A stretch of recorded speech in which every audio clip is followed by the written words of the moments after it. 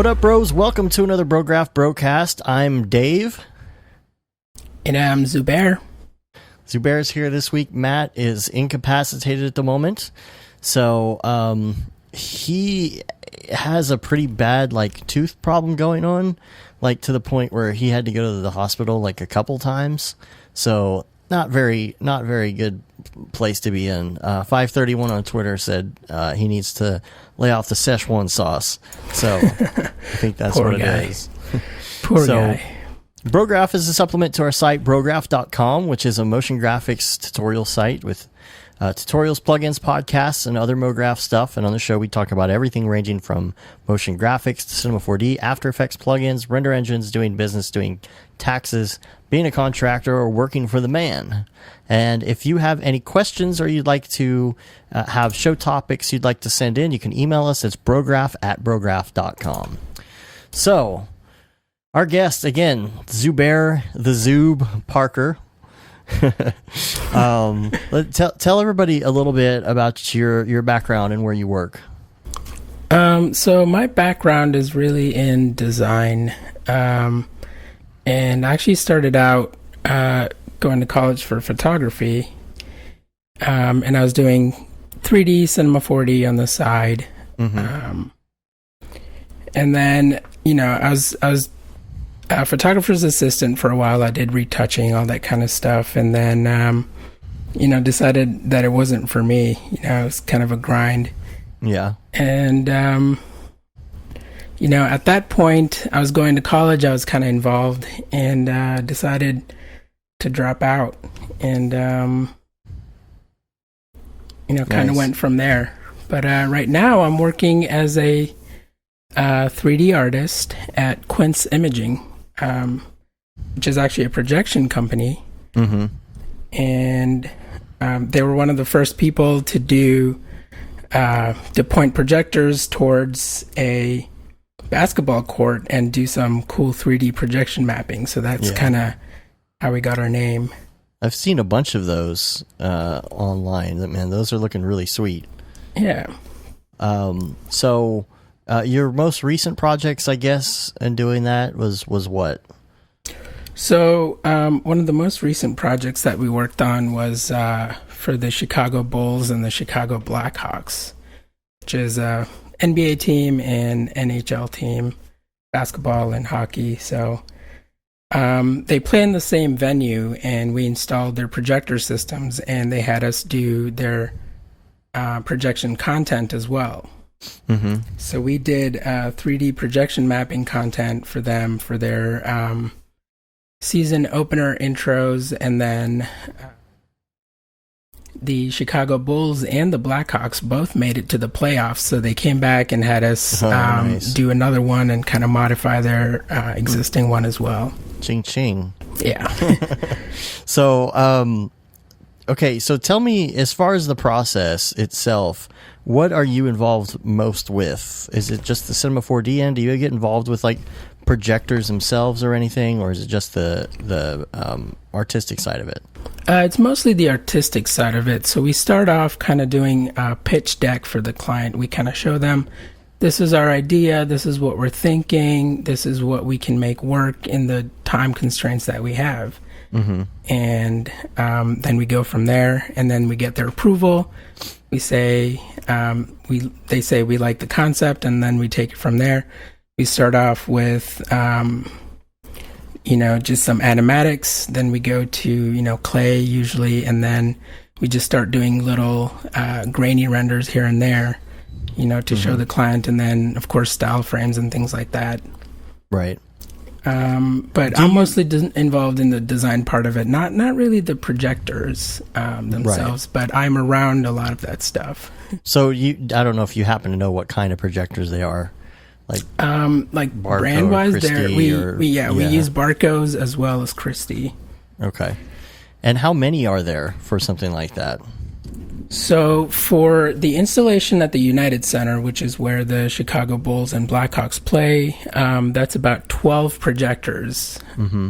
Now, are they double stacked? Are they overlapped? Right. So they have 6 zones, and each zone has 2 projectors. So okay. two projectors overlap on top, and then they have to be kind of butt edged and blended into each other to make a nice crisp image. What kind of server software does that run to do all the blending? And is that Coolux or at the United Center they use Watchout. Okay. We also use Coolux, which is a Christie product. Yeah. And then we use nowadays. As of last year, yeah. And we use Ventus as well. Okay. So, as far as like angles and stuff like that, do you have like a fixed camera height and angle that you're using and say, okay, this is where it's going to be whenever we're doing something at an angle as opposed to straight up on top? That's a good question. So when we do like projection mapping type stuff, we try to do it from the perspective of the broadcast camera. Okay. And it's not really ideal, but that's the position where you get like the best video footage of it, right? For rewatchability on the internet, because it's one thing to actually be there, but then you can go back on the internet and watch it again and be able to relive that experience. And for somebody who's on the opposite side of the court watching, how weird is it? It's a little strange because it looks kind of stretched and wonky, but the nice thing is that the broadcast cameras, they record that and then they play it back on the center hung displays, the jumbotrons and stuff. So you can see it. Exactly. So the people all around the arena can still see it. Okay. Yeah, that makes sense. But not it's kind of hard just to see it on the court or the ice itself, but they can still see it on the screen. See, I came really close to doing this for a college a couple years ago, and the budget fell through at the last second, which is really a bummer because I really wanted to do that. As far as your mapping itself, and like the templates and stuff that you get, how is that set up? Like, what is your resolution and things like that for the court? So the resolution really depends on one, what the server hardware itself can handle, because older computers tend to have hard drives rather than SSDs, and they can't handle 4K footage at 60 FPS. But that's usually what we do is 4K at 60 FPS is what we use for something like the United Center, which is state-of-the-art equipment for as far as arena projection mapping goes. What was your like Cinema 4D and After Effects template look like? Do you have kind of the mask of the court, or do you kind of overshoot it and then put the mask on later? How does that work? So you kind of build the template in C4D like you would in physical life, right? So you put the court down and then you place your camera where your broadcast camera would be, right? Okay, so you have an actual like modeled court? Sort of, yeah. It's mostly a rectangle. Simple version? Okay. Yeah, it's a rectangle, and then what we do is from there we kind of extrude it down. So we take the aspect ratio of the court itself, and then we extrude it down, and then we put things inside to make it look like, make it look three-dimensional. So is that masking being done on the server at the end? No, it's mostly in content. What we do is we render out in a lower aspect ratio, so when it renders, it kind of stretches out. And then we do something called corner pinning, which basically it stretches the points out back into a rectangular image that gets projected onto the surface, and that gives it the illusion of 3D. Right. Because I'm guessing, I'm guessing like once you get it in there too, like there's some fine tuning that has to be done. Like I'm sure, you might be hitting the dasher wall or something and you got to go in there and fine tune it. Is that done in the server? Yeah, that's usually done in the server, and that's done by one of our technicians who goes on site. So that's kind of a whole process of, just making sure every image that you project is going to look good. right? Regardless of whether it's on ice or it's on wood, because they're two different surfaces. So that's one of the challenges with projection is getting it to look right on different surfaces. Right. Yeah. How does artwork that's already there interfere? How do you account for that? Right. So what we do is in our template, we have the positions of the keys and the center logo as well. So the venue usually provides all of that stuff for us. And we have very accurate measurements of all that stuff. So when we build our template inside of Cinema and then we export it out, everything just lines up. I see. And that's, kind of a testament to everyone that's worked on this stuff before and built the templates for us. So, kind of take it from there. Yeah. Cool. Well, I'm sure you got tons of links you can send me to put in the show notes for that part, right? Definitely. We'll do that. Cool. Get a bunch of stuff. But, one of my earliest inspirations actually was the projection mapping thing that you did for the what was it, the church? Oh, for the church, really? Yeah. Man, if I could only go back and do it now. And redo it, right? With Octane. Yeah, with Octane my and God. just more Cinema 4D experience. And, Right. it was kind of, I don't know what year. I had basically just gotten my first job using Cinema 4D. Mm-hmm. And at that time, I was kind of doing that on the side, like maybe a couple months after I got hired. So, Right. it was just in my really, really early days. And it was a fun project, though. I'd love to do it again. Yeah. And especially for only having like 2.5 weeks to put that whole thing together. That was, came out pretty decent. Yeah, that was pretty cool. Did you rent out the projectors for that, or were they? There's a company down here called Freeman that bought out this company, Alfred Media, I think. I forget exactly what the correlation is between the two, but these two brothers run Alfred Media, and one of them goes to the church. So he just happened to have all of this gear anyway. So it was kind of nice, because one of the big questions is going to be, oh, you guys are projection mapping at a church, huh? You're spending an awful lot of money, Yeah. and so it was kind of nice because most of the stuff was volunteer or donated or whatever. So That's awesome. Yeah. But yeah, man, I would love to do that one again. That would be fun Yeah. someday. I mean, I want to project on a building so bad. Like, that's one of the projects that we haven't done yet. But maybe in the future we actually just pitched a job. I can't really talk about it, but Yeah. fingers crossed. We have one project. We're starting on one tomorrow. Actually, we finally got another one. It's when you don't focus on it, 100%, kind of like what you guys are doing. It's like, Right. They're very rare that they actually come by unless you really want to focus on sales in that area. So we have one we're starting tomorrow. It's a place that does this kind of like reenactment stuff with, actors and projection at the same time. So I think that should be very, very interesting. It's a fairly simple setup, but it's outside and it's against these rock walls that go all around an area. So Nice. So it's like mapping stuff. Yeah. Cool. It's going to be simple mapping, but I think it's going to be a lot of fun the way we're going to do it. So Awesome. So other things this week, I guess. My Cineversity talk came out today, which is fun. Yeah, I need to watch that. I would, I need to watch it too. I want to go through and see how I did and where I screwed up or whatever. But that's cool, man. Congratulations on that. That's a thanks. Pretty big accomplishment in our field, I think. It's a bucket list item, Yeah, It's definitely. Came back from Vegas, and I'm like coming down off of that and Dead Mouse and the other stuff, and I'm like, oh man. my God, yeah. Going back to like making.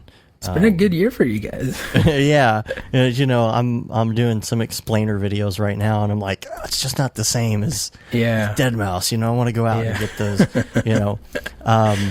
But it's paying the bills pretty well, so whatever. Yeah, definitely. So mine is out, and Chad Ashley's and Chris Schmidt's as well, because they're all kind of in the tips and tricks category, Right. workflow efficiency, things like that. So they go those together are well. those are my favorite kind of videos. Yeah, For sure. Because, like, they're more advanced, you know? And at this point, I'm, like, over all the beginner stuff. So it's like, give me more, you know? Yeah. Well, you should like this. You may know all of this stuff just because you listen to the show, you know. But hopefully there's some. I'm sure I'll interesting pick stuff in something there. up. I'm sure I'll pick something up. There's a lot of Octane stuff, scene efficiency stuff, and all of that. Yeah. Number That's of always polygons, helpful. You know, lots of instancing. Do you use a lot of instancing? I do. I've been playing around with Octane Scatter a lot. Nice.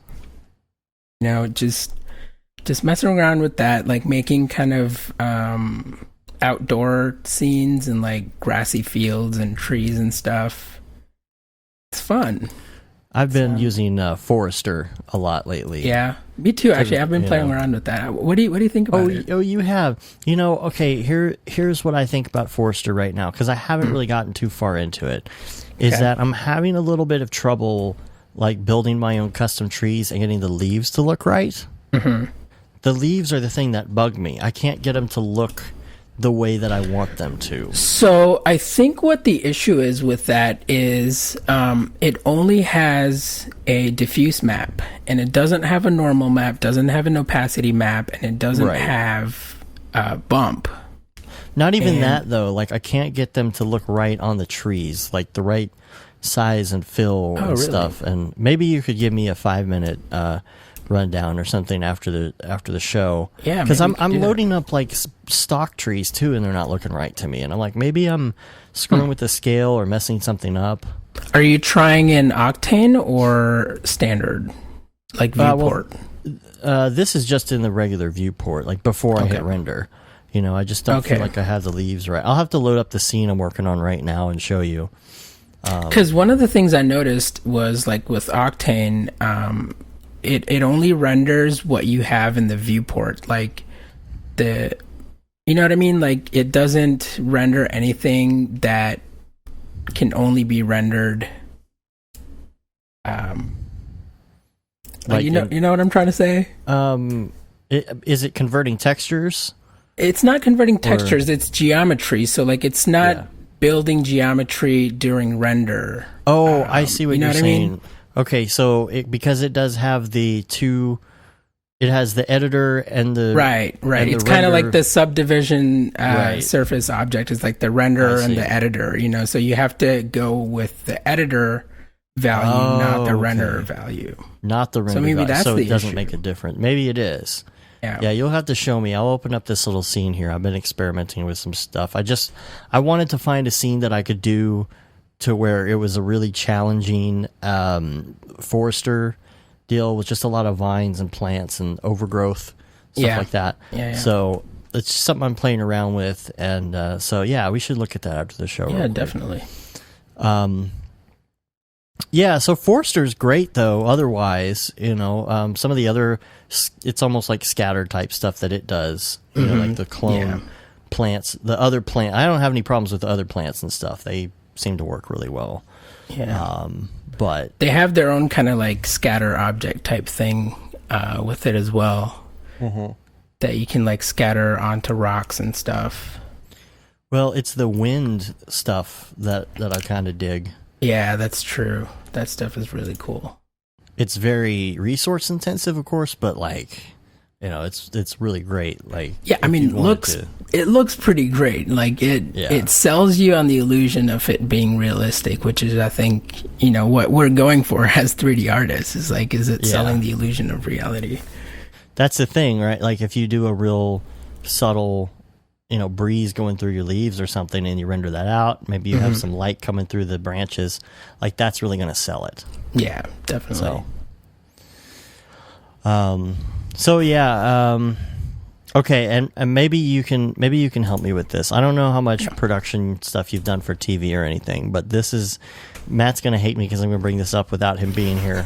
We'll have to continue our discussion, but it's going to be a couple of weeks until we hear from him again. Yeah. You know, next weekend it's going to be me and David. Right, And David Ariev. Yeah, and the following week, I don't know what we're doing because it's an overlap day where Matt and I are both on our family vacations at the same time. So I don't know. Gotcha. What Maybe we're David and I can take over. There you go. Well, we're trying to throw in one extra and maybe record it ahead of time. Possibly. Post it on like a timer or something so it comes out while we're both gone because Matt will be at Disney World and I'll be in Mexico. So. Oh, wow. Nice. Yeah, we definitely are not doing a show from Mexico to Disney World. Yeah. So. I mean, you could. You have the technology, but you're on vacation, so you shouldn't have to. So okay. So you might not hear from him for a while. So here's what we're trying to figure out: is title safe. We worked on a project not too long ago, and I have always been under the impression that you can really push the title safe to the action safe. So sometimes I have pieces of text that are slightly overlapping the action safe, let alone the title safe. And I've been going in and reading stuff online, and everybody's saying, like, it doesn't matter because there's no overscan the way there used to be on TVs anymore. So does it really matter? Have you come across that at all? I know you don't do a lot of broadcast. No, we don't do a lot of broadcast stuff. Fortunately enough for me, I haven't had to deal with that. Although we do have a broadcast type project coming up that I have to work on. So it's kind of we have to produce a TV show for a convention. So they can like play it back on the TV like there. So we have to basically come up with a TV branding package for them. Right. So that's actually kind of a exciting thing that I'm looking forward to. But yeah, no, actually I haven't worked on anything like that before. So you have to do a little research in title safe and let me know because I just wanted to put it out there and see if anybody else comes across it because man, I tell you, I've been pushing title safe for years and I've never had one really come back and say, okay, this is just off the side of the TV. Yeah. You think it maybe has to do with like being able to go back and crop the image somehow, after the fact? I think mainly it has to do with the fact that when HD first came out, it was still like technically tube TVs or projection TVs. It wasn't these nice, crisp, awesome LEDs that are basically computer monitors because computer monitors never really have that much of an overscan to them. And so it's kind of the same thing. At first there was tube and everything. And so your title safe is like sitting in at like 80% or something. It's just insane. Yeah. And I think it's changed over the years, but I don't know. So I'm starting the debate there. So Matt's going to have to rebuttal. Yeah, he's going to have to chime into that for sure. Yeah. And then I saw Blend Fest is going on. Yeah, I keep seeing EJ's tweets and his Facebook posts. I'm like, man, looks like he had some fun. Him and Matthias and a whole bunch of other people up there. Really looks fun. I saw... I got a note from Anastasia B, one of our listeners who we hang out with in Austin from time to time. She's actually up there, which is awesome. But I'm really looking forward to Half Res this year. Yeah. It's just going to be incredible. You went last year. I did go last year. Unfortunately, I don't think I'm going to make it this year. Oh, really? Yeah. I'm trying to go to Seagraph, and since my company pays for it, I can only do one a year. Oh. I probably could have paid for Half Res myself, but yeah, I don't know. Maybe I'll skip this year and go next year. Well, the other thing I could do is do like the DFW meet if you do that again this year. Yeah, gosh, I need to get on. It'd be nice to come back to. It'd be nice to come back to Texas. Oh yeah, that's for sure. We've got quite a few people lined up. We just don't know what order we're going to do them in, and exactly when we're going to do it. So we're going to have to start working that out pretty soon. We're thinking July, but man, oh wow, that's soon. I know it is soon. That is very soon. Pretty quick. We'd have to at least start getting the ticket sales and stuff out there, figuring the speaker, But yeah, I mean, we were trying to go every quarter, and we've already, I don't know, the last one was in February. I can't believe it's flown by like that already, but I know. You know, if we're going to do one, I'm guessing it would have to be July, so we'll see. The thing about half res is just I've seen so many people on that list. Yeah. You know, from either that I've met before at different events or that we've talked to online like 100 times, and so this is going to be really, really good. Yeah, the turnout was amazing last year. Yeah, I mean, I had a lot of fun. And it was nice to meet you guys, you know, face to face, that was the first time we met. And I met David Ariev, and I found out that he lived in Virginia. Yeah. You know, which is kind of crazy. And then now he's moving to California, which is even crazier. As soon as y'all start hanging out, he moves. I know, right? So, yeah. So we actually attended the C4D meetup in Virginia. He would drive 2 hours to attend it. And I would just 20-minute drive from my office. I'm like, man, I don't know how you do it. And then he would drive back after midnight after we've had, you know, a couple of beers. I mean, no drinking and driving. We'd wait. But you have a couple beers and you wait a couple hours and leave, and then you're really tired. Exactly. Yeah. And it's like 2:00 by the time, you know, he's on the road. And it's like, dude. Yeah. But he's like, no, I'm still on West Coast time. I'm like, all right, dude. After all those years, yeah. That's the nice thing about working from home and being a freelancer, I guess. You get to make your own hours, right? Right. Yeah, that's the thing. You know, there's a lot of times I push my morning work just a little bit if I've been up working the night before, which is nice to have the option. Not today, though. I got a meeting early in the morning, but I'm going to be up posting this and whatnot. But so we're looking forward to that. We've got SeaGraph. We are going to SeaGraph as well. So I'll definitely see you there. Have you been there before? No, I have not. This will be the first time. Yeah. It's in LA this year. Mm-hmm. Yeah, and one of my really good friends, of course, just the same thing. He just left LA, so wow. It's like, geez, I keep missing everybody. He was there for 7 years, and I visited him, I think, once. So yeah, I have a friend who lives out in LA, so hopefully I get to see them. Are you going to be there all week, or just for a few days? Or it's going to be pretty much. I mean, yeah, pretty much. Pretty much all week. We might leave on the last day in the afternoon or something. I don't know. I just don't want to be down there as long as we were for Vegas. Yeah. Because last year, not this year, but last year in Vegas, if you're not speaking, if you're just kind of watching and you're going around to booths and stuff, there's not 7 days worth of stuff to do. This year it was different. That's true. But I don't know, when you go down, I think we are going to do some interviews and stuff, so we'll be occupied. Yeah. You know, have you done SeaGraph before? No, we haven't. So this will be our first time, and I think, you know, we've talked to Maxon. We're going to try and get a schedule so we can get interviews with everybody. You know, just like we did before. Yeah. Just kind of that was cool. Reporting that was, thing. You know, the whole coverage from the NAB floor was really great. Thanks. Yeah. We weren't sure how it was going to go over.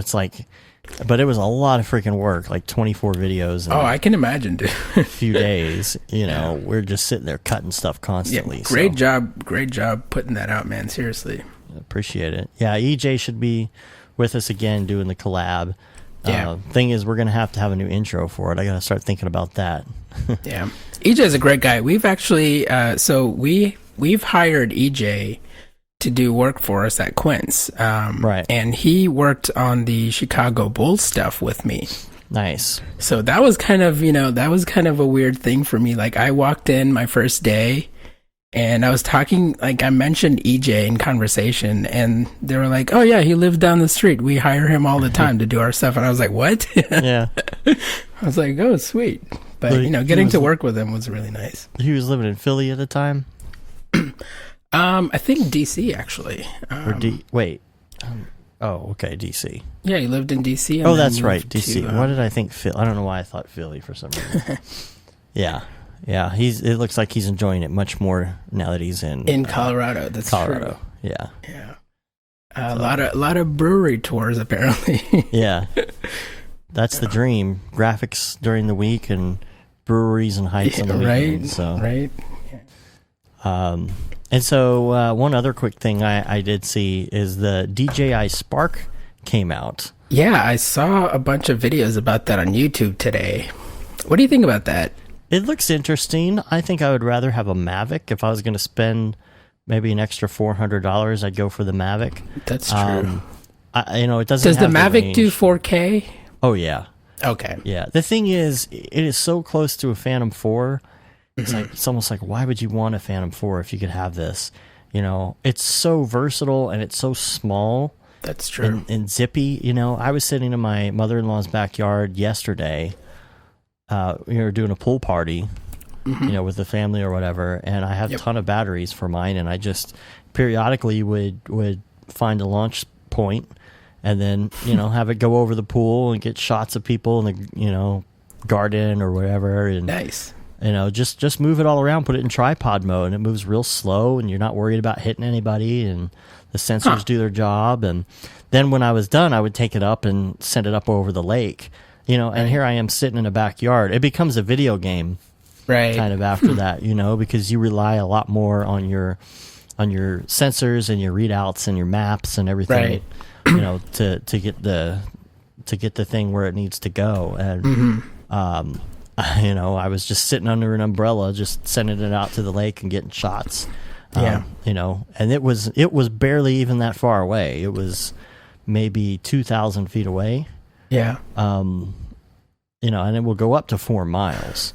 So, wow. That's really, wow. Yeah. The problem is you don't have enough battery life to get it all the way to 4 miles and back. Yeah.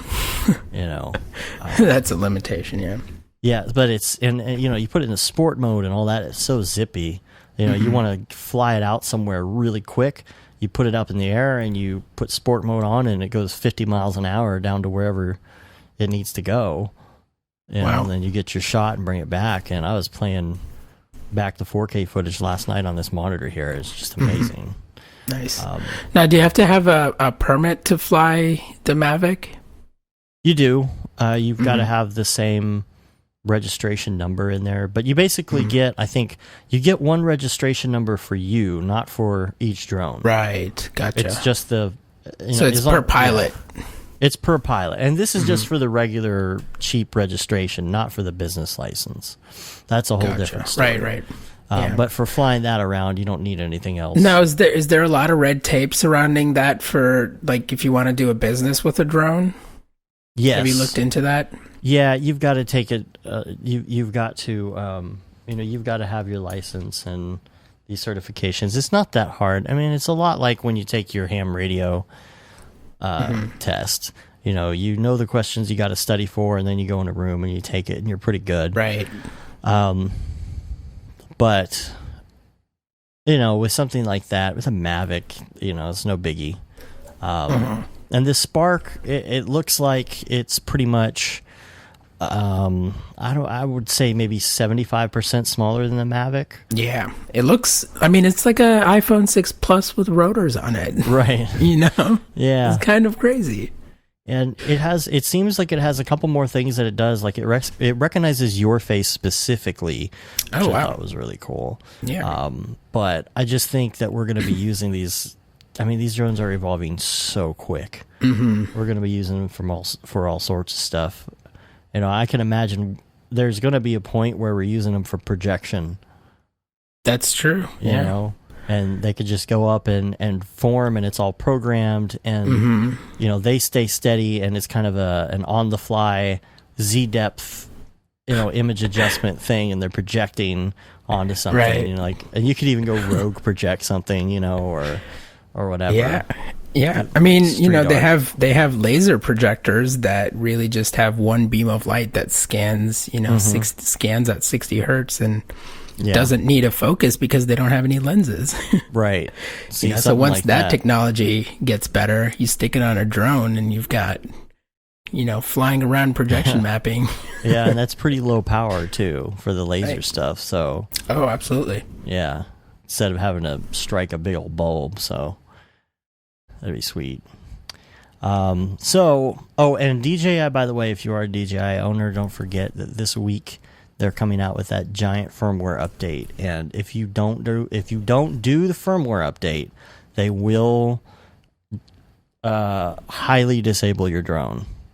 Wow. So just good thing to know. There's some regulations that are going into effect where they have to do this, and it will make your drone go really slow and not be able to fly more than like 100 feet away from you or something. So what does that mean for, like the DIY folks that build their own drones? Nothing. They have to regulate themselves? Yeah. So and that's it's just kind a of risk that they have to take, right? That basically, and people kind of get upset about that too with DJI. They're like, oh, they're overstepping their bounds. I'm so mad. I'm like, well, I mean, the only there's reason idiots out there. Yeah, there are, and a lot of people might do something stupid. Sure. I know like the height, the height limit that they have on it right now, and some of the stuff they have, if you're in certain airspace, it won't launch, and right, which is fine. I mean, you're not supposed to do it anyway. So yeah, it's a safety issue, of course. The original DJI, the Phantom 1. Mm-hmm. I had a friend who had that, and he would fly that thing up to like 2,500 feet. Wow. And I'm like, dude, that thing's not even going to get back to the ground before you lose your battery.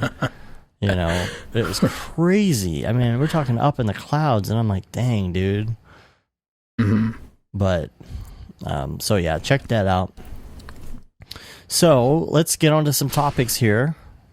Number Cool. one, I got your big list of stuff.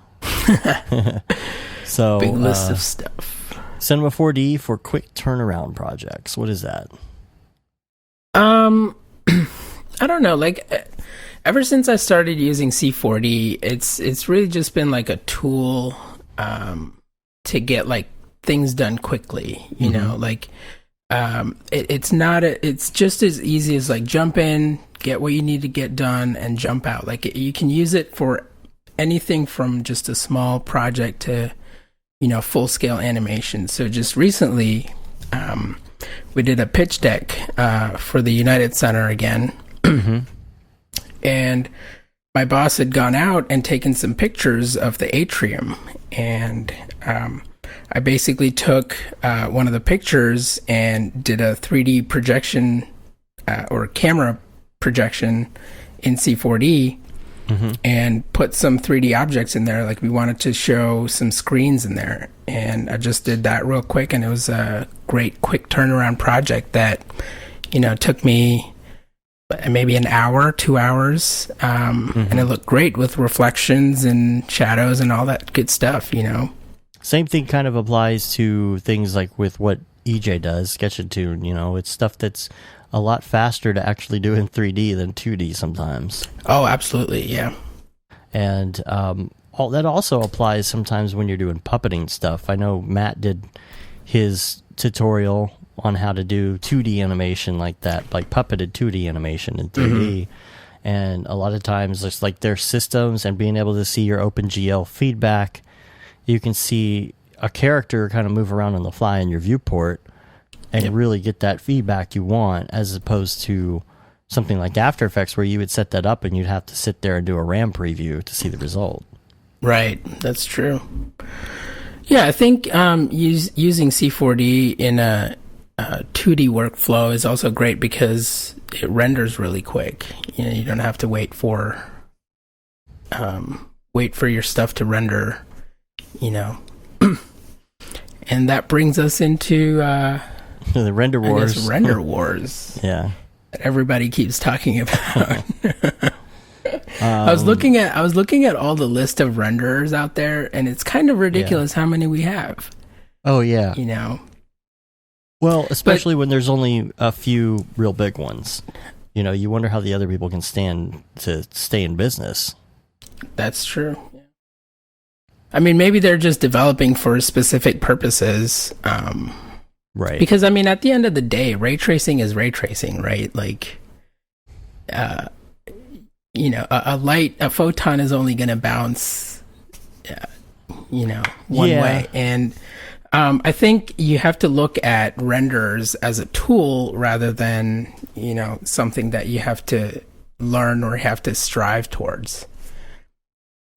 And for me, like, that renderer is Octane, because from the get-go, it gives me a realistic result. I don't have to screw around with AO. I don't have to screw around with GI. It just gives me a great result. Right. And a realistic result. And it's quick. And it's unbiased, which is my favorite part of it. Yeah. And what was the result of the final result of the render wars?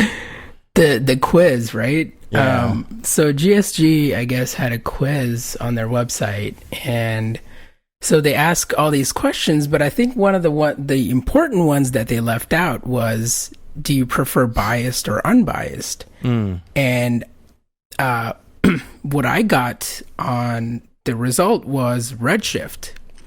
And the problem with Redshift is that Redshift is a biased render engine, right? Which is the same as using direct lighting in Octane, which is a biased render, right? I wonder what the question was that got us there, because I think Beeple, for example, Beeple actually got Octane. Really?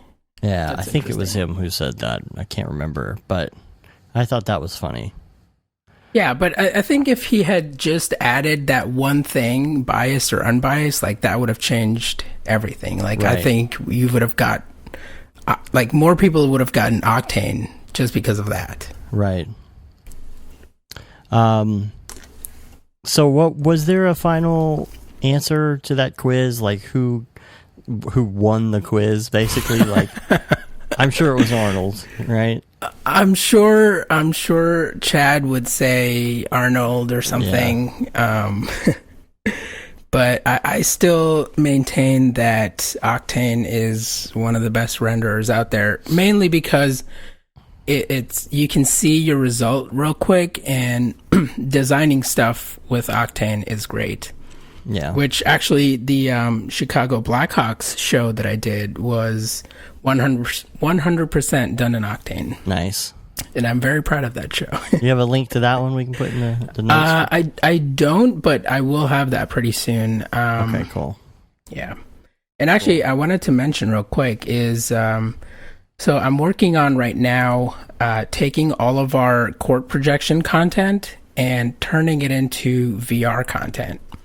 Oh, nice. So basically, it would mean that you put on a headset and you would be standing in an arena, a basketball court, or a hockey arena, or a baseball arena, football field, whatever, and be able to watch a show in VR. So that's something meta. that you should, yeah, exactly. That's something you should look forward to. So tell me, when you're doing the VR stuff now in Octane, you're using the spherical projection camera, is that right? Yeah, so Octane actually has its own panoramic camera, which renders out in VR. And you can set the resolution. I usually use 3000 by 6000, which gives me, enough pixels that I can play around with it and have high enough resolution, because I play back my videos and images on a Samsung Galaxy S7 Edge. Oh, okay. So you're playing back in a cell phone. You're not even on a Gear VR. That's correct. Yeah. Okay. This isn't even like the HTC the Vive or Oculus or anything. Oculus. Well, I mean, it's the Oculus Gear VR. Actually?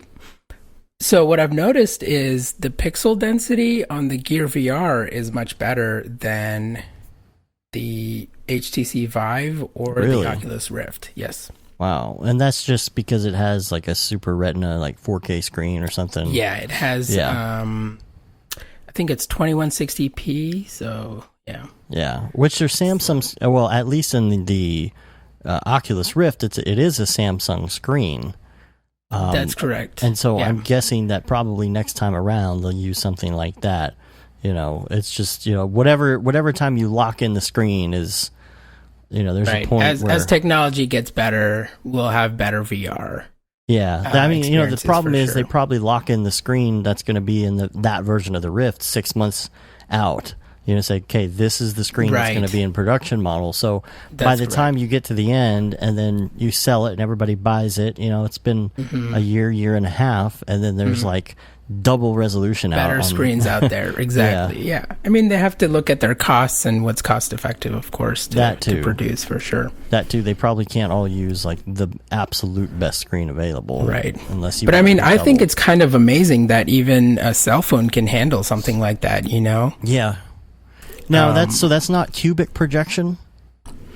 It's called equirectangular is the term. Okay.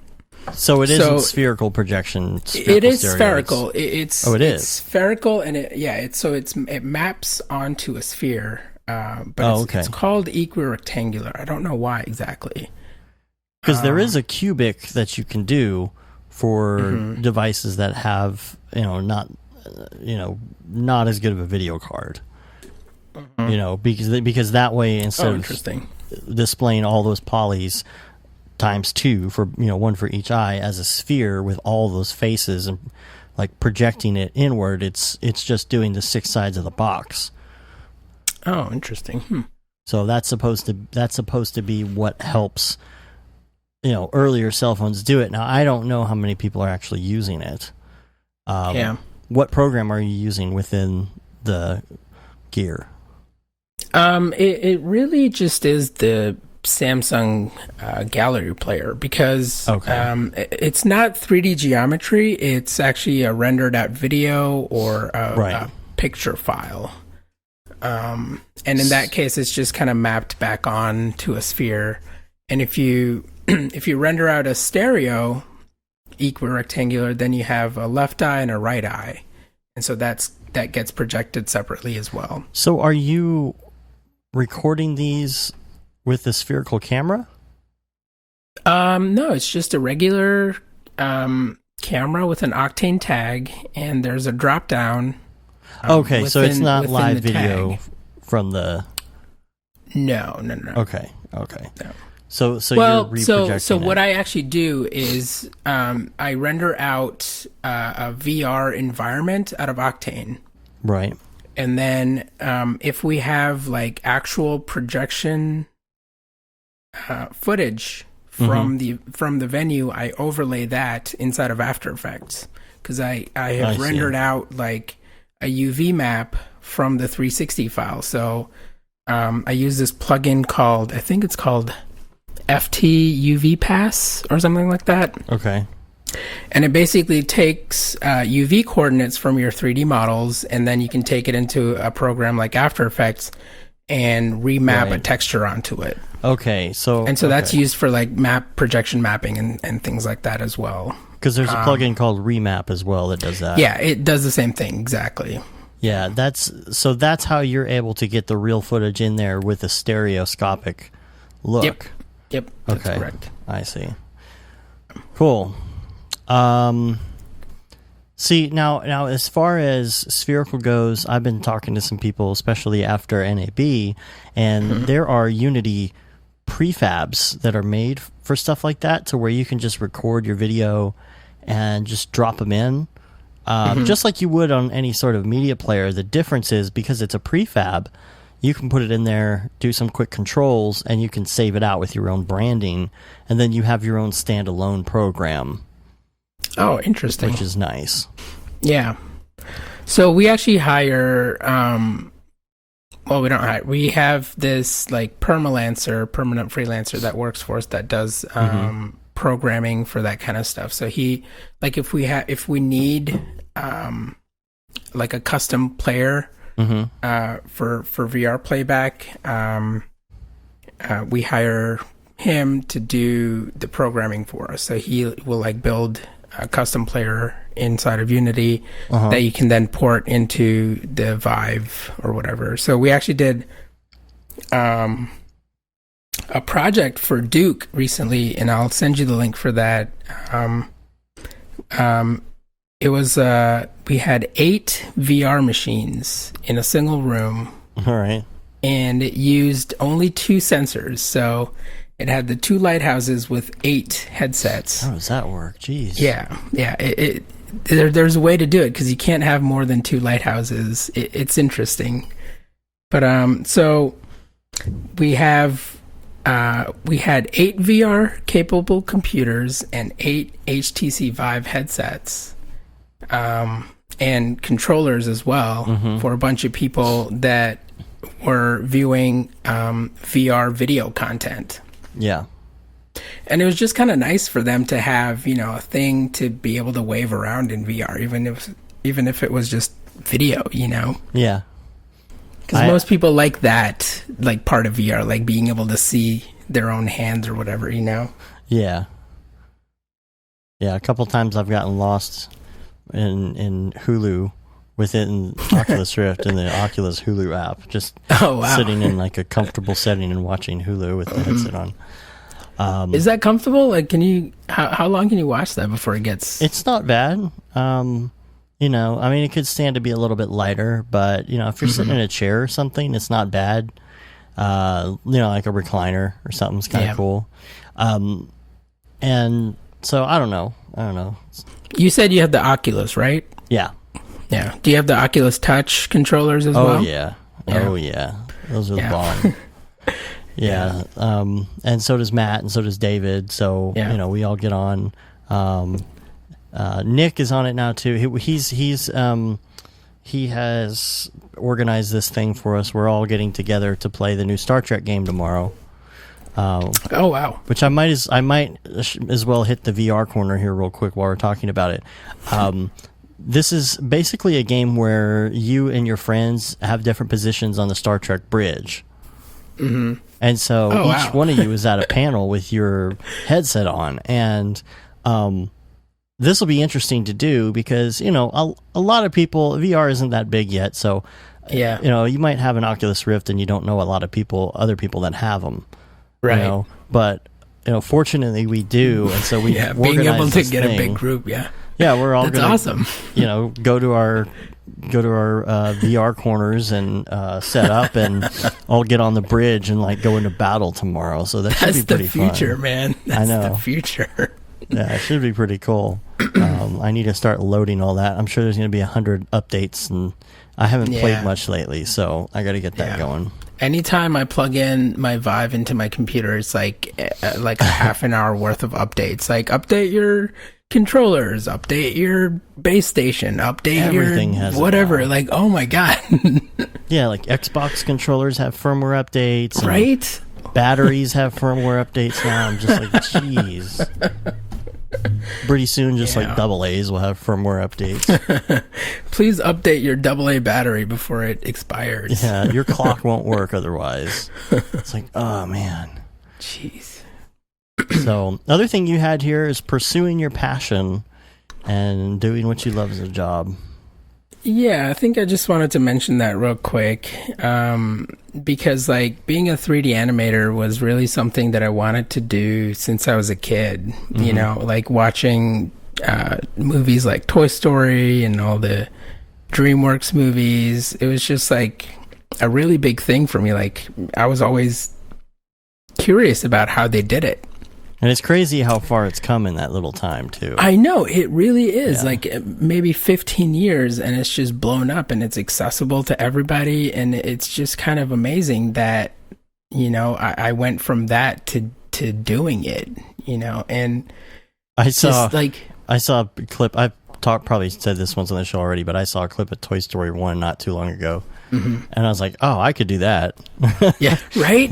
Dude, I thought about that too. I was like, oh. Let's download those models and recreate it in Octane. We can definitely do it. A lot faster. Right. But I actually watched Toy Story 1 and then Toy Story 2 right after.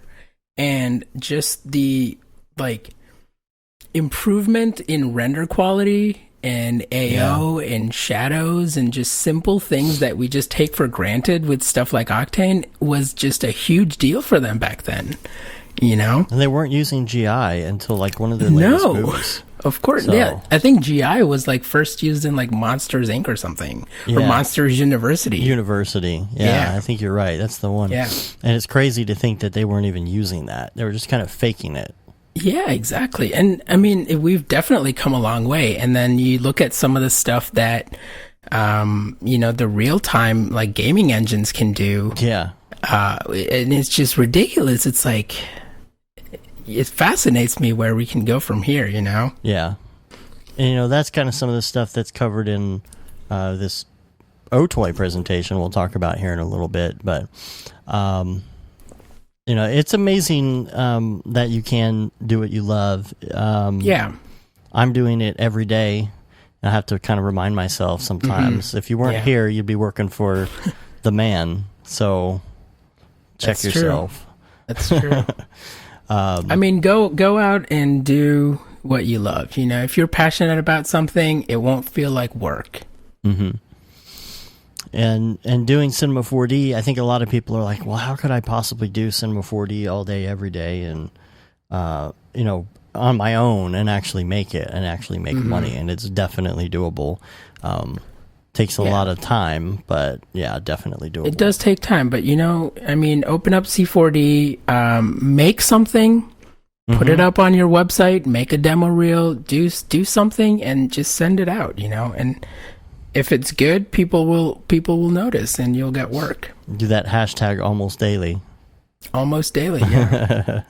Instagram, man. Yeah. I mean, that's how you get better, right? Like Beeple, like 10 years of daily renders. Crazy. Like that's how you get better at something. So you're on nuts. Instagram, right? I am on Instagram at thezoob.art. Okay. I post personal work mostly.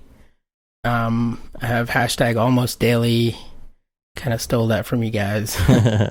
Well, good. We want people to use it. Yeah. I actually use the rando render, which I think is pretty awesome. Nice.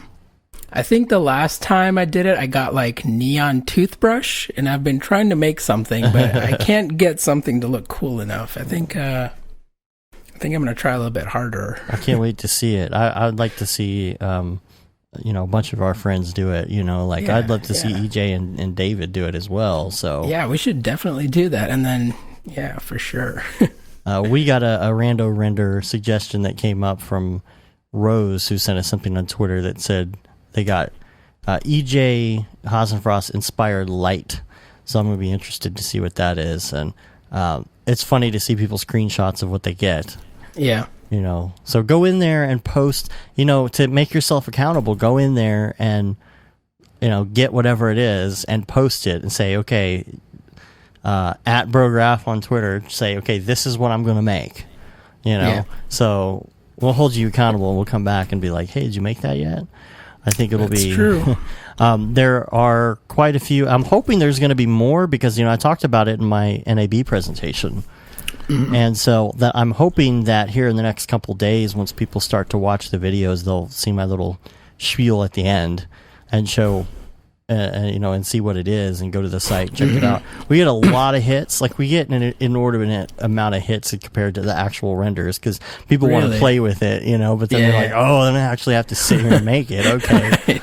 Yeah, that's always the case. Yeah. But we have been getting some good ones. I mean, that's cool. I've been posting them on the site, and every once in a while I'll go in and check all the hashtags and make sure I post. And I post your name and your link to your stuff and all that. Yeah. So now, are you posting that stuff on your Instagram as well, or just on the website? We haven't posted it on Instagram, but EJ had a good idea. He said you need to get Rando Render Instagram. Yeah, so exactly. That's what I was thinking. Yeah, nice. So I've got that. I'm going to start reposting them on there as well. The ones that people for sure. That'll be cool. That sounds like a good idea. Sure. So, that's we need to start adding to it too. We're going to start adding some more terms and stuff. So if you're getting bored, I was going to ask about that. So do you have like a list that you can just add to? Yeah, over time? It's just JavaScript. You can go in there and just add a line into the Java anytime. It's real easy. Okay. Nice. So if you go to randorender.com, that's where it is. That's where you can use it, and that's where you can also check out the stuff other people have done. There's some really good ones in there. I know that there's a couple in particular. Of course, Raid Zero. Man, Raid Zero is killing it. He is killing it in the daily game for sure.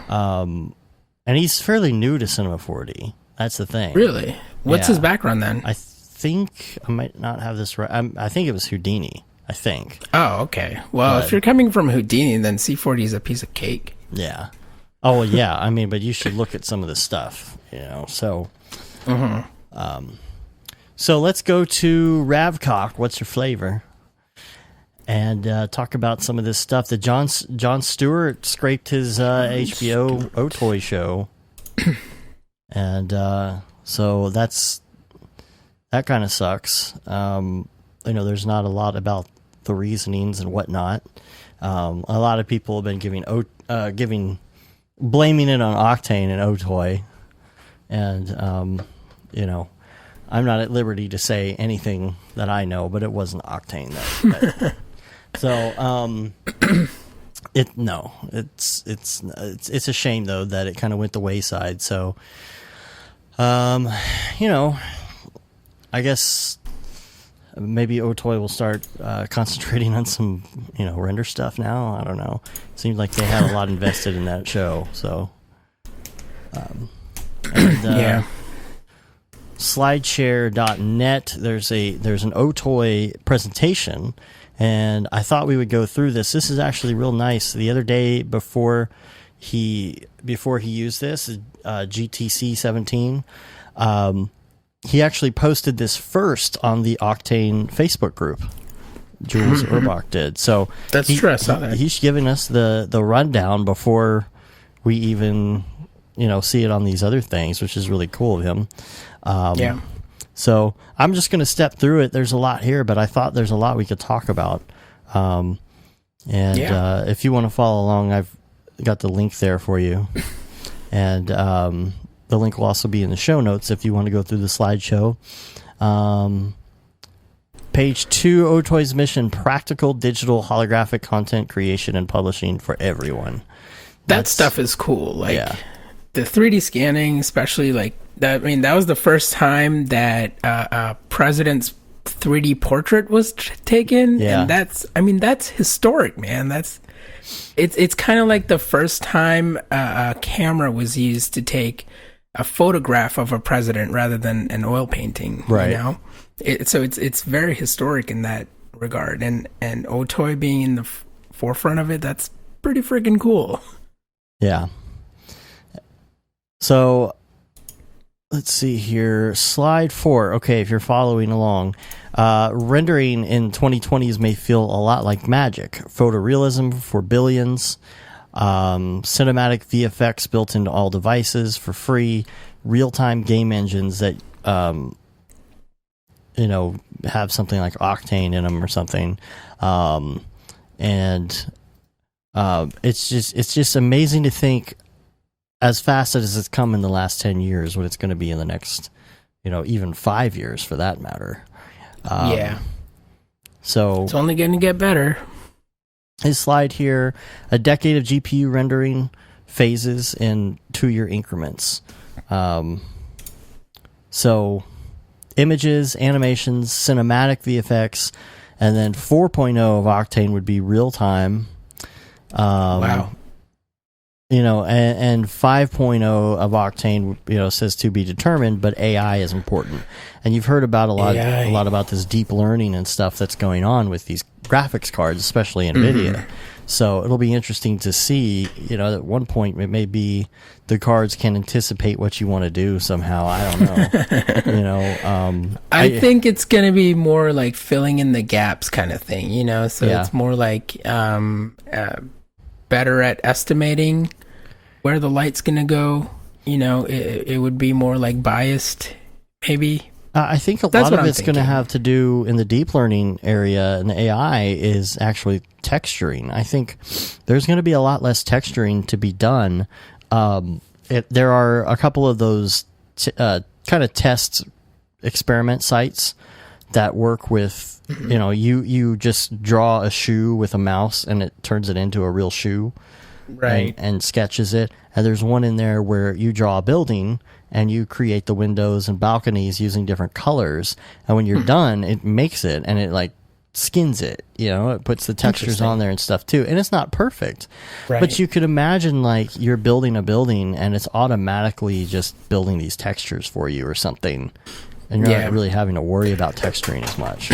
I mean, I think that's cool. However, I don't think it's gonna lessen the need for good artists or good designers, because of course. I think at the end of the day you still need good artwork, And I think that's like one of the important things to realize, even as a 3D animator, is you got to get good at design. Like regardless of what tools like C4D, Octane, these are all just tools. Like it's essentially digital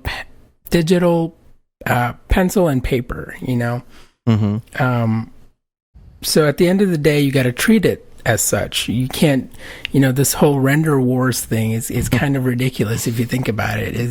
It's just a tool, and C4D is the easiest tool for us, and it's building a community around itself, by being one of the most accessible programs out there for designers, for 3D animators, for anyone who wants to tell a good story,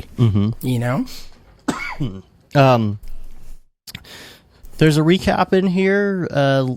Basically, here's where Octane is as of this year's launch of Octane 3.0, and the ORC test drive has been going on here in May. Subscriptions with the plugin for less than $20 a month. They've been doing that since Q1. The major Octane partnerships with Unity and Facebook, and they're about to release 3.07. They said they are 70% done with the 3.x roadmap. That means they're looking forward to 4.0, I guess. Well, and it says, the thing is that 3.1 is going to come out before 4 does, and 3.1 is going to be almost like a major upgrade, is what they're saying. Now, do you use like alpha or beta in your production? I usually do. I'll use the latest alpha of Cinema 4D that I can get to match the standalone, because usually the standalone is ahead, but if you're doing the network rendering, you want them to match. So I'll only go as far as what the Cinema 4D plugin is.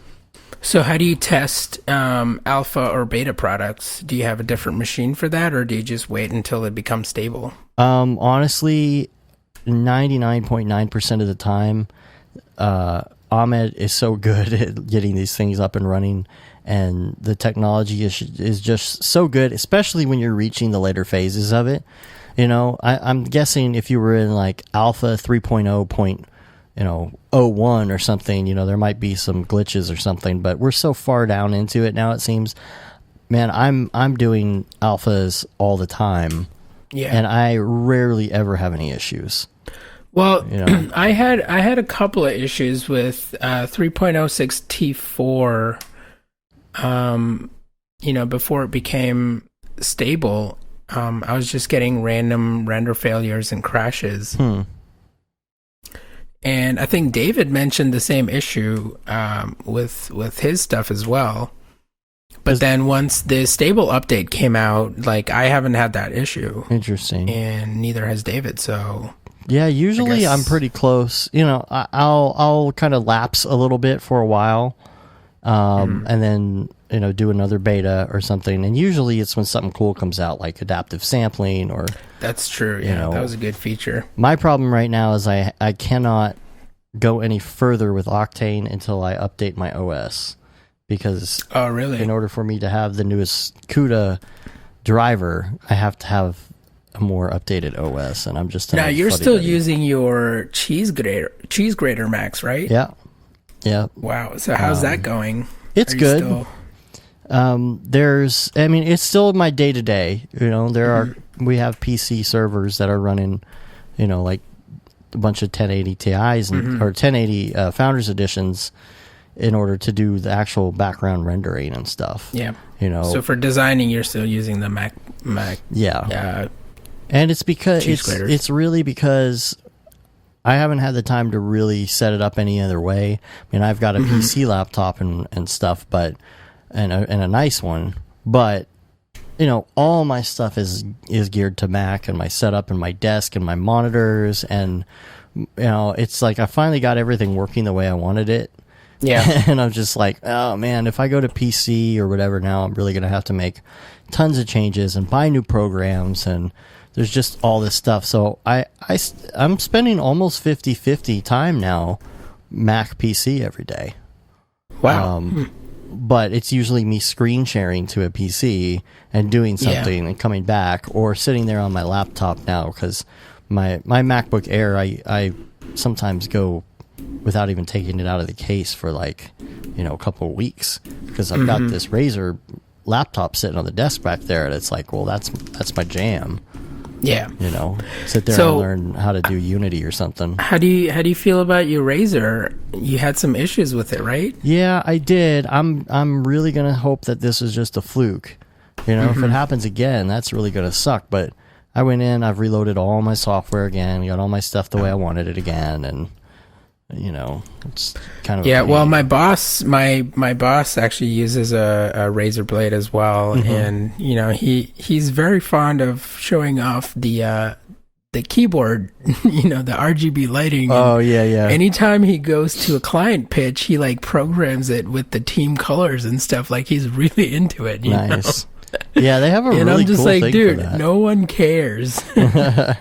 It's kind of fun. You know what my favorite one is the one where it will cascade off of whatever letter you press. So as you press the letter, it does kind of like a water ripple. Just does a little ripple through the keyboard. Mean, it's cool. It's just kind of unnecessary. Yeah. Right? Now I have the clickety-clack keyboard too. I got the mechanical Razer mechanical and the mouse and everything. Yeah. Well, my boss has that as well. So anytime you walk by his office, it's just like clickety clackety, clickety clackety. Or anytime he's on the phone or he calls you and he's typing an email, it's just like, dude, just call me after you're done with your email. Yeah. Because it's so it always reminds me, when I'm really going at it, reminds me of that gif of Kermit the Frog on the typewriter that goes around all the time. That's how I feel when I'm on it. Yeah. So, yeah. I remember typewriters back in the day. You gotta really have that finger strength. Oh yeah, you had to hit it hard. So some other stuff he's got in these slides. He's got announcing Unity OTOY, not a plugin. It's Octane and ORBX baked into Unity in the free edition. I want to mention that one slide 9 real quick. Oh, what's that? From the Westworld intro. Yeah.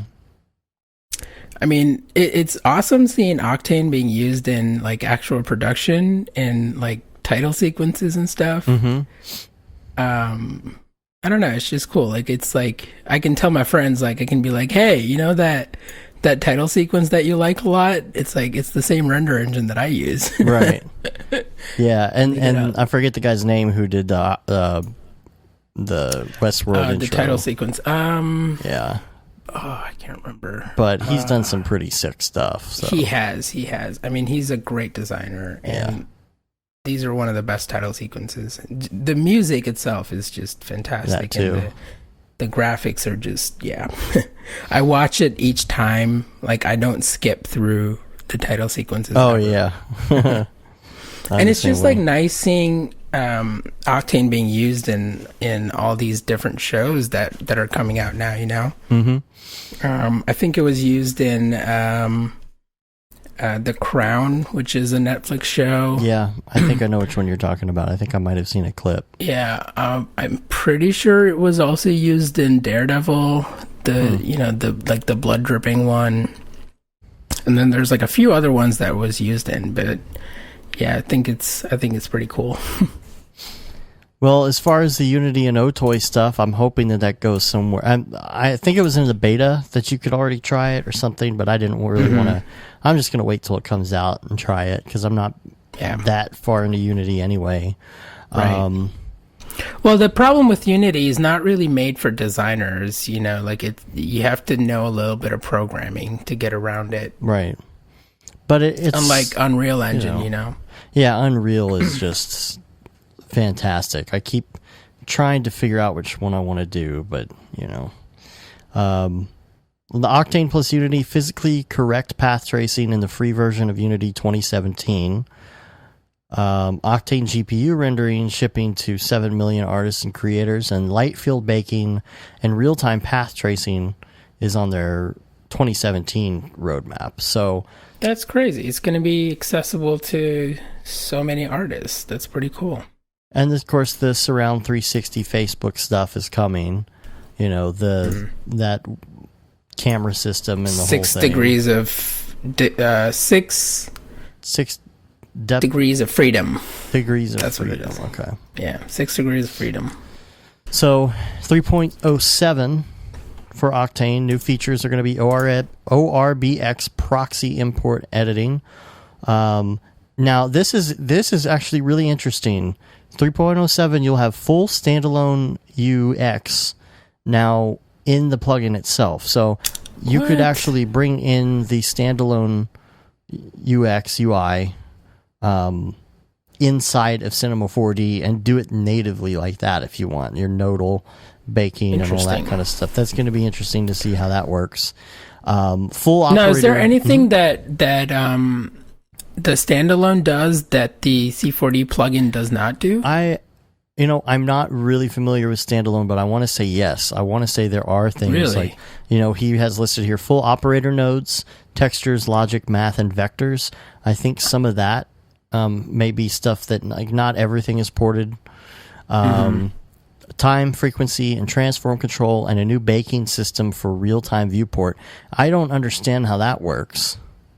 Yeah, interesting. New baking system for a real-time viewport. It's almost like you do your initial calculation and it bakes it, and then after that, like you don't. It's like not calculating. Like that like really makes my mind wander as to like what that could be. You know?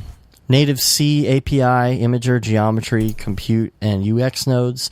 Render target texture for biased baked rendering. Render jobs can work across both ORC and local, which that's pretty cool. Export and import FBX and GITF. I don't know what that is exactly. Well, I know what FBX is. I don't know what the other one is. Fake but fast volumetric spotlights, i.e. Unity. Now, this kind of makes me a little nervous because of our Spotlight plugin. But yep. I think this is like faking the volumetrics, like so you have a light and somehow you can do a cone or something and then I imagine it's kind of like the C4D cone light, where you can do like it's kind of like the C4D volumetric light, I would imagine. Right. So we'll see. We better get going on those other plugins we're working on so that just in case that one goes away. I mean, don't they already have like a spotlight type thing in the new version now?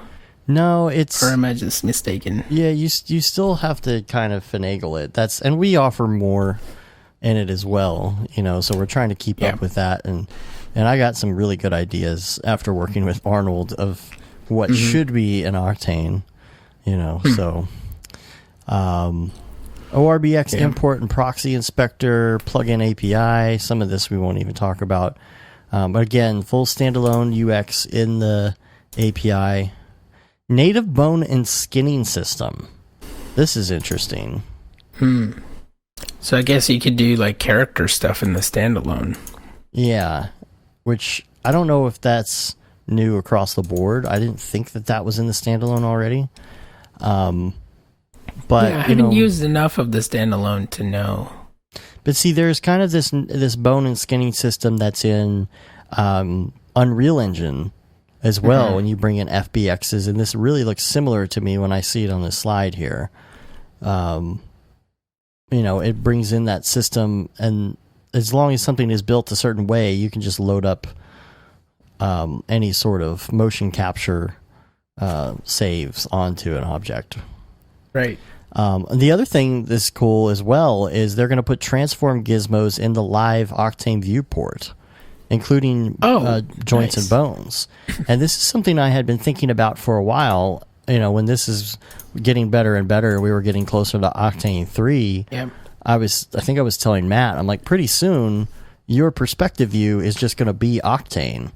Right. And you're just going to move stuff around and have all your transform controls in Octane. You won't have that. Now, separate do you think Octane that's window. only for the? You think that's only for the standalone, or would that be the case for the C4D one as well? It just depends, I guess, on how their API works for the different people who are porting it. Yeah, maybe. Hopefully, Amit can port that onto the C4D plugin. He'll find a way, I'm sure, and he'll do it in like that guy's amazing. 5 hours or something. Right. Render to texture, baking displacement, and bias compositing. This is interesting. Native C and C++ API for procedural geometry, asset, and compute nodes. So using code to create geometry, which is interesting. Yeah. And then they're going to have this experimental vector displacement module. And I'm really interested to see how this is supposed to work. Yeah, I wonder what that means exactly. I don't know if it's colored vectors, or I don't quite understand how it works. I see the picture, and they're doing some sort of a displacement ear. It looks like kind of like a RGB, like normal map type thing, but not really. Yeah. It's interesting. That'll be interesting. Native third-party module API can expand 3.x for a very long time. And we won't really get into any of that. Viewport. Just sounds like a bunch of jargon. I know. Okay, and then it says, here's where we come to cross-compiler, which is, what everybody's been asking about. Can this run on a Mac? Can this run on AMD? They, of course, still in here, they have it as their top priority. Top priority. It's like, we know about that. And then fall back to Linux, Mac, and Windows on CPU. He's got a picture here, GPU into. It's always this picture of the Batmobile every time they show it. That's true. GPU Intel equals 4x speed on same x86 CPU. So interesting. Okay. OSL textures, materials, shaders, and environments. You can copy and paste OSL texture right from the Arnold 5 webpage. Oh, interesting. Huh. So you could use Arnold textures instead of Octane. Is that what that's getting at? I guess so. Interesting. That's pretty cool. That would open up like a whole new library of textures for Octane users. That's true. They're also adding V-Ray type flakes. The OSL texture flakes. I think that was one of the things that people were like not happy about with Octane, is that it couldn't do like flecked card paint and stuff like that. Because you couldn't do like a layer and then a layer on top of it. I mean, technically, you could use a lot of mixed textures, but it gets so ugly so quick. I know. And then there's those weird things, like Chad brings up, where, if you have 50% specular here and 50% there, what does it actually equal? And as great as Octane is, it's got its issues. I agree, but I still find that it's the best tool for me. Yeah. Moving forward a little bit more. Okay, ORC is coming out of test drive after 3.06 Octane Bench. They're coming out with finally a 3.0 Octane Bench. And after that is when they're going to do their test drive for ORC subscription. Okay. So it has a buy your own license for custom third-party cloud workflows, and you can buy them in $5 buckets. $5 bucket is a 400 Octane Bench hour, e.g. per frame. So, not really sure what that means. But what it's going to let you do is set the job ETA. Like, how long do you want this to take? Interesting. So, you can see how much it's going to cost per frame, and so you could do it based on your due date rather than right. Yeah, interesting. And third-party render farms can bid on $5 buckets via ORC. So it's almost like they're, reselling like the power company. I don't understand how it would really be better. I guess because they can bid on them. Weird. It just seems like a lot of trouble. I wonder how that's going to work in actual practice. Yeah.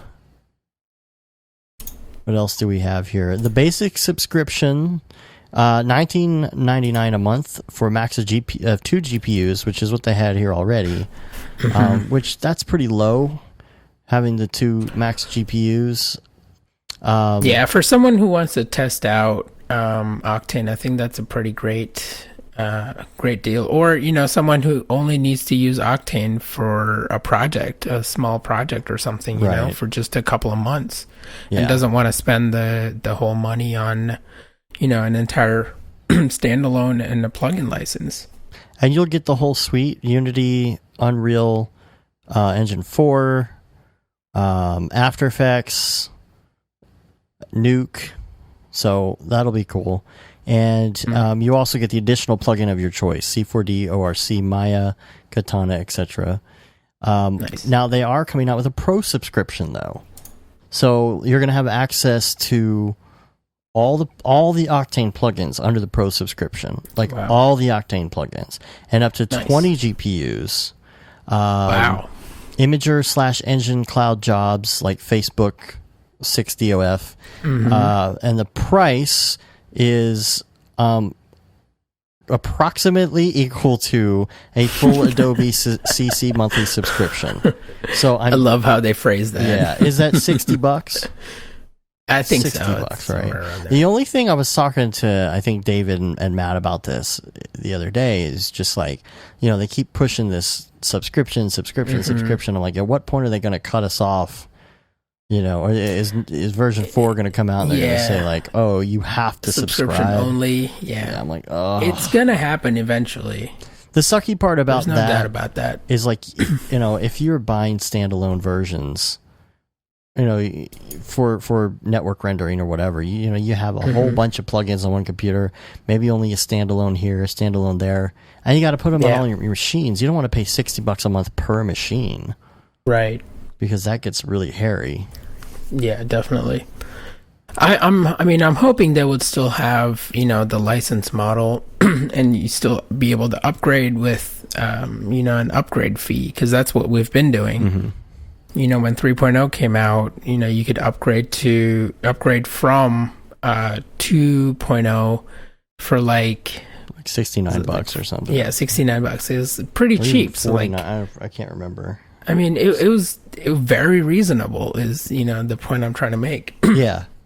And I think if they keep that model up, I think it would be helpful for them. But, who knows? They're collaborating with Facebook. They might start getting some ideas. Yeah. Now the Octane Imager should be coming out as well. So that's going to have like independent filters, custom LUTs, which that's nice. I'm interested in all that. For sure. And then there's some light field stuff in there. Their real-time denoising thing that they're working on. Nice. It shows. Yeah, that sounds pretty cool. Because I think one of the issues with Octane is noise. And if they figure out a way of getting rid of noise from the get-go, so you get like a nice clean image straight, quote unquote, out of the camera, right, if you will. And there's going to be stuff like Sketch and Tune and all that as well. That sounds pretty cool, actually. Yeah. Of course, they had the obligatory 52 hertz shot, and show what it looks like with some different Sketch stuff on it, which is cool. Yeah. And then noise free. Okay, this is interesting. Noise free but biased. AOGI glossy ray tracing. Interesting. Yeah. I wonder if you could like use standard render and then just use a AO pass from Octane and then like slap that on in After Effects, if it lines up. To get like a faster render. Yeah. Well, the crazy part about this is that they're stepping now into Octane 4. And at the bottom of it, it just says real time. So that's like the next stage. So this is like 5 years away. But well, have you ever used a real time render engine? Well, yeah, the one I think there was one we were talking about a couple of weeks ago that we played around with. That is technically real time, but it's like a video game. So, we use at our company we use this program called Ventus, which is a presentation tool. Like the easiest explanation for me would be it's a more involved PowerPoint. But what it essentially does is it plays back videos, audio. It can do presentations, and it also has a real-time 3D rendering engine. So it's kind of like a gaming engine, Right. In that it can do real-time shadows, real-time AO, anti-aliasing, all that kind of stuff. But it is very, very GPU intensive, and as we get better with GPU hardware, and as Otoy and other companies develop their real-time engines, I think we can definitely get there before 5 years, even, maybe in the next 2 years. Well, Otoy's version of that is called Brigade, their real-time engine for video games. And so what they're showing here is Octane 4 plus Brigade, running on something here. And it says it's doing approximately 150 million rays a second. Wow. I've seen a couple videos, test videos around the web about Brigade and stuff here and there, which are pretty cool. But it looks like they're looking to combine all of this stuff together. So it says Octane 4 integrates all of Brigade's features to date. Game Engine API, working with Unity to optimize by 2018. Faster IES lights, which we need those, point lights, etc. Out of core geometry on the GPU, and then support for ray tracing hardware. And then it says, what's next? So this, technically, I guess it doesn't say it, but it would be Octane 5, which they're calling Octane AI.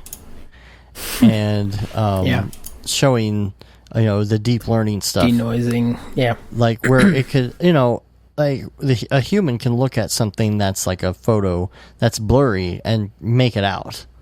And tell what it is. And I think it's kind of like that, where it can just super sample even a crappy resolution photo. So imagine like if you didn't have good textures, or you had low resolution textures and it like interpolates it or something, as much as it needs to, or if it could interpolate on the fly, to where the closer it gets, the better quality it renders out. It's just kind of have like That's a dynamic true. resolution in your textures. I was wondering about that. I wonder why more renderers don't do that. Like, I don't need 4K resolution until I get super close to it, right. I don't know if there's something in there that handles that or not. But yeah, I mean, if you've got like let's say a cup on a table, and it's like really, really super high res, because you're going to get close to the cup, and whatever texturing is on it. It's like when you're across the room, you've still got that 4, 6, or 8K texture sitting there on it, and you got to wonder how much, how like what a difference it would make if it could adaptively change it. Think, a la GTA 5. Right. You get up in a helicopter and you start flying, and you see the stuff in the background kind of pop into place, where it's changing the resolution and the quality as you get closer. Yeah. I mean, I think that's called culling or something like that. But like game engines are good at culling geometry and things that you don't really see, and I wish that like renderers would do that. Like, hey, I'm not really seeing this geometry, so I'm just gonna get rid of those polygons. And like not process them at all. Exactly. And the super resolution stuff too. They have like some really crappy pictures from around the web that they put into here, and it automatically goes in and that's pretty amazing. Gives it resolution, which is nuts. Yeah. You figure if you can combine that too with where maybe the computer only has to render a low res version, and the AI kicks in and does the rest. Let's see. I mean, there will be a time where rendering will be gone. A thing of the past. Yeah. You'd never have to, quote unquote, hit render and wait. You just save a file. It'd be awesome. Yeah, you'd just be like, hey, here you go. Here's your project. Yeah. Just play it back. It says the AI stuff's going to have to do with image and video capture and like auto human IK body and face tracking in real time. So that looks interesting, promising, but that's a long way from now. So anyway, that is the presentation there. It sounds exciting. We'll see how it goes. Definitely. Just got another link here. There's rndbox.com. I'll put the link in the show notes. You can look at these boxes they have of straight GPU racks that you can rent for doing stuff like Octane. So if you're ever looking for something like that on a big project, those are available. And then let's talk about the Octane paradox a little bit. Yeah. So the Octane paradox, or the Octane effect, is when you start a project and you start building your geometry and you add stuff to your scene, and next thing you know, your scene's taking 25 minutes to render a single frame. And it's like, what happened? I thought Octane was supposed to be this fast, render that's supposed to chew through everything. Right. And I mean, the real truth is that's just not the case. Like everything, you have to optimize. Right. So like that's one of the big things with Octane is like, make sure your geometry is as low as it can be, and still look good, and make sure that all your textures are, as high resolution as they need to be. And not anymore, right? Because like you don't want to run into the issue of running out of VRAM. You don't want to run into the issue of, just your GPU's not being able to handle all the polys that you're trying to throw at it. And then you have to backtrack and like go fix all that stuff. So yeah, and one of the big things is you don't really have a lot of render farms out there that do GPU rendering. Like I know you just mentioned RenderBox, but that's, I think, one of the handful of them that do it. Yeah. And the problem is not tried and true. There aren't that many people that have tried GPU rendering farms, and I haven't heard anything about any of them, as far as like being good or bad. So yeah, I've personally never used them. Well, I've used a couple, and there's more out there than people say there are. You can find them. The thing about doing your scenes and optimizing them and, making sure that you're not overdoing your geometry or whatever, I actually cover a lot of that in my Cinema 4D, in my Maxon presentation from NAB. So nice. So if you check that out, you will get a lot of that. So if you're frustrated, with your scene and stuff, hopefully some of these things will actually help. And the one other thing I wanted to add to VR Corner, which I forgot about, was something that Beeple posted. It's called the Everything Game. And I haven't gotten a chance to try it yet, but I thought I'd put a link out there in case some people wanted to try it out. It's really weird looking. But he said... It's a VR game? Yeah, it's a VR game. He actually said... that it's really awesome on Twitter, so I'm going to want to check that one out too. Yeah. Definitely. So let's move on to some emails and junk and some social stuff, and we're going to get out of here. Awesome. We have an email from Miguel Faber, who was asking about the Octane monthly subscription. Wanted to make sure that the Luminous plugin would work with the subscription version. And my answer was yes, because it's really no different. So you can definitely use that. And then Vlad, I'm not going to even attempt your last name, sorry. He said, I've been in touch with you guys a couple of months ago asking about the PC build running during my transition from the Mac. I wanted to thank you for your help and sharing all the great info. I have the machine set up and running for a couple months now. In fact, I wanted to share my first short animation I put together on this machine as an independent project to see the capabilities of Octane on a PC. And I have to say it's damn fast, but even with 2 GTX 1080s, the hunger arises pretty quickly. Then that's going back to the the Octane effect. Yeah, exactly. But this link, you got to check out the link because it's pretty sweet. I watched the video Tesla and thing. it's freaking amazing. Like, yeah, this dude knows what he's doing. Yeah, looks really good. So yeah. Let's see. We've got Jonathan Davis who says, just wanted to say thank you for your presentation at NAB this year. It's always fun getting to hear other motion artists talk about their creative process. You guys have done some really cool stuff. Keep being awesome and making awesome stuff. Take care. It's always nice to hear from a fan. And Night of Nostalgia had a couple things to say. Number one, does Octane have light filters like Arnold, barn doors, gobos, decay, etc.? I said, well, it has a decay, but I think like barn doors and gobos, you're going to have to buy our plugin for. Yeah. Shameless plug. Yeah. Which actually, I gotta say, Brograph Luminous plugin is actually pretty great, and I've used it in production and in shows before. So nice. Definitely go out and buy that if you need a spotlight for Octane. And then, of course, in there also is like the stuff like the Quick Sky, things like that, and you can use Quick Sky and the Gobo stuff. And you can do HDRs from cool. Grayscale Gorilla's plugin as well, straight into our plugin, so it works together. HDR link. Mm-hmm. Nice. And Night of Nostalgia also says, please keep going with the Octane in Cinema 4D. You're making my transfer from Arnold so much easier. Like, that's pretty interesting, moving from Arnold. That's cool that he's moving from Arnold to Octane. Yeah. You don't see a lot of that. Hit up Chad about that. Right. And Raid Zero said, I saw Dave's NAB talk today and was going to make myself a displacement rig, but didn't realize tessellation was only in R18. Yep.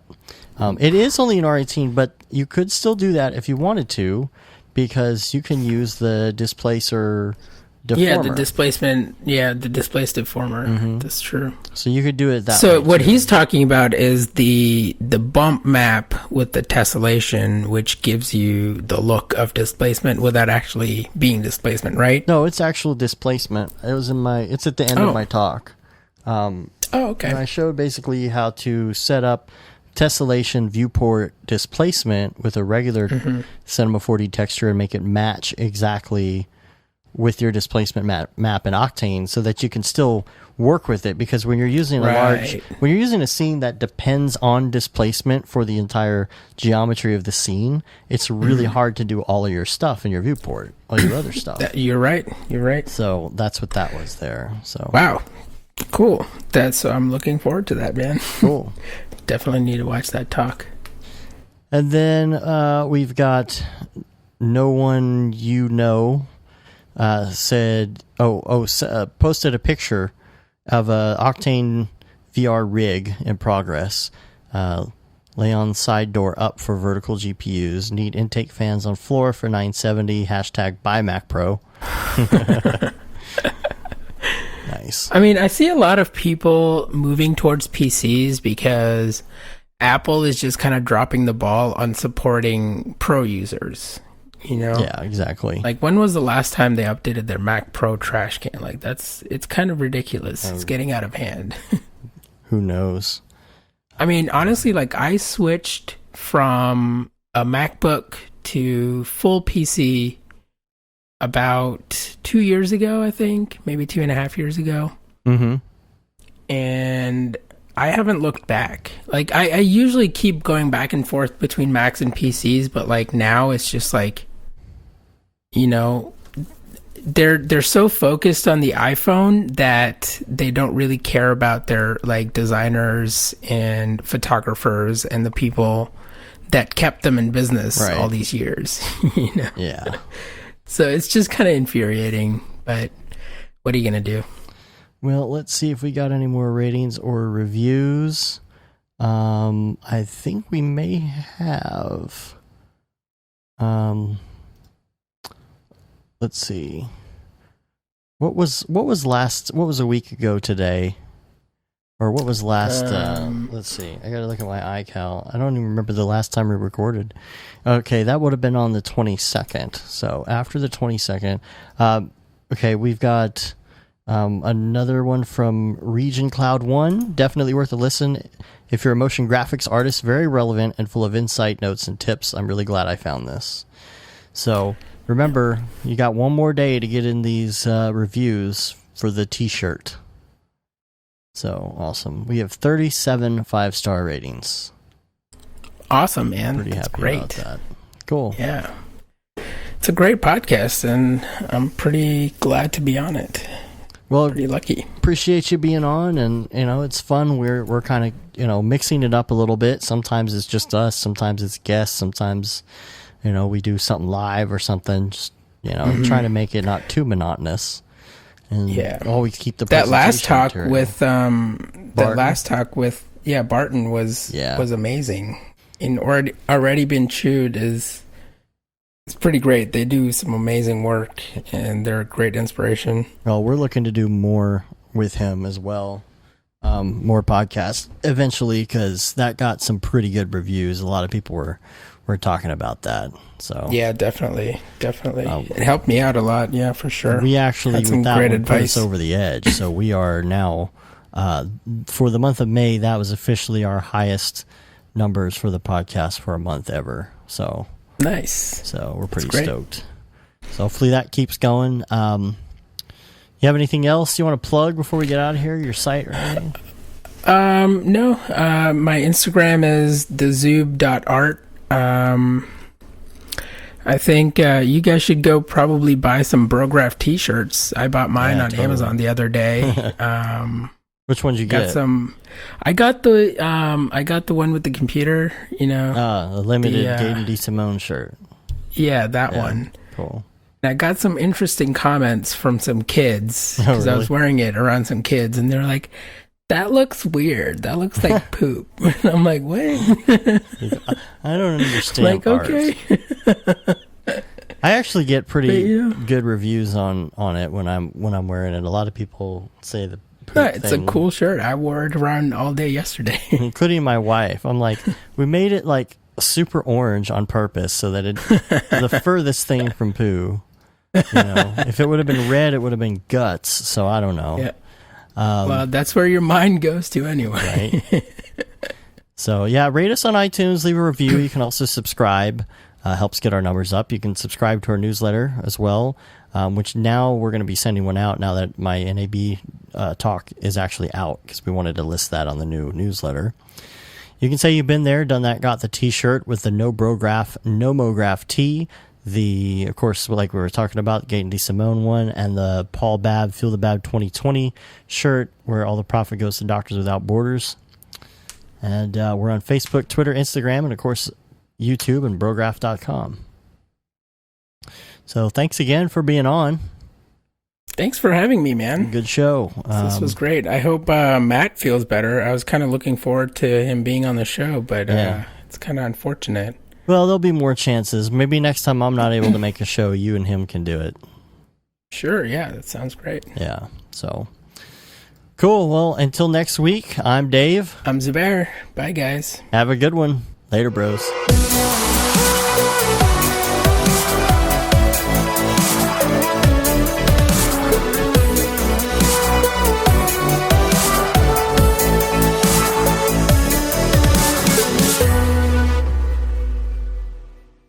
Pretty good, I guess. Brograph.com, an online resource for learning critical components of Cinema 4D and After Effects, specifically catered to help you prevail as a motion graphic designer. What's up, bros? Welcome to another Brograph motion graphics tutorial. We give you professional time-saving tips, shortcuts, and lessons that help give you an edge over your fellow designers. Not only this, but our new Brograph Talks help you in your file management, hardware configuration, and client relations. I love projects that scare me. When our art director comes to us and asks for something that I had never done before, man, it gets me pumped. Join us for live sessions, check out our crazy Cinema 4D experiments, or just watch our Fun with Brograph series, where we show you practical applications for techniques learned in previous tutorials. Do this from the beginning, and your client is going to respect that, and they're going to respect you, and they're going to respect your time. Subscribe today and get automatic updates on the latest tutorials, tricks, tips, and inspiration brought to you by industry professionals Dave Koss and Matt Milstead, all with a slight dash of dry humor peppered in. Real nice banana. Brograph.com, your source for tutorials that will help you thrive in the motion graphics industry. Don't just play around with Cinema 4D and After Effects, master it, and make money by becoming indispensable at your workplace. We don't care how you get here, folks. Just get here. Subscribe now to Brograph Tutorials.